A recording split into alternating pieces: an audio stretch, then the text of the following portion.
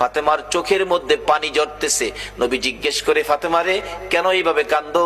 আমার নাতিরা কই? দুই নাতি না দেখলে আমার শান্তি লাগে না। ফাতেমা বলেন, বাবা গো, আমি কান্দিছি কোন ব্যথায়?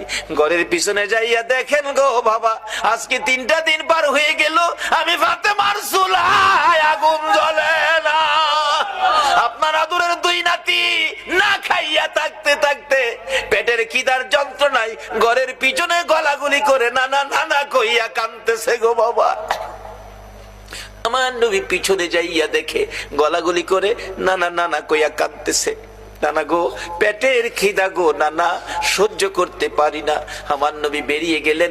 ঘুরতে ঘুরতে যাইতে যাইতে একটা ইহুদির বাগানে আমার নবী চাকরি নিলেন।